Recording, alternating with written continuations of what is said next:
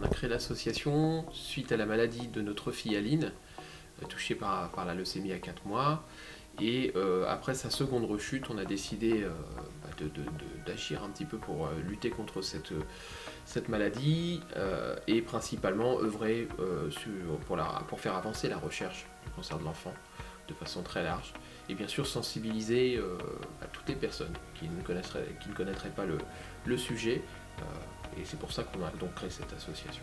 On a toujours besoin d'un petit coup de pouce de bras et de cerveau pour nous aider lors de nos événements, parce qu'on fait pas mal de petites choses déjà toute l'année, mais aussi des événements phares, un peu plus actés avec des dates spécifiques. Un petit exemple, le 14 mai 2023, nous allons faire un événement et on souhaiterait avoir un magicien. Voilà, donc on a déjà quelqu'un qui va certainement venir de Paris pour apporter cette petite touche ludique lors de cet événement. Mais vous voyez, finalement, il n'y a pas que l'argent, il y a aussi bien sûr apporter son soutien chacun à sa façon.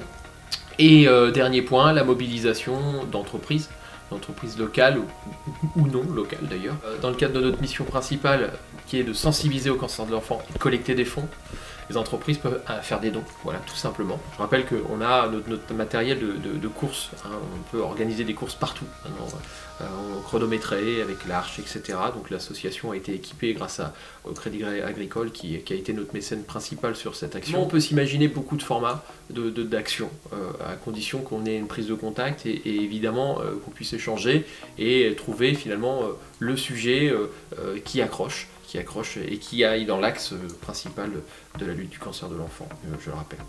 Alors il y a le site internet déjà, où il y a les réseaux sociaux. Vous tapez Aline en lutte contre la leucémie sans Google, vous allez trouver le site directement. Après vous avez aussi l'adresse mail coursealine@gmail.com.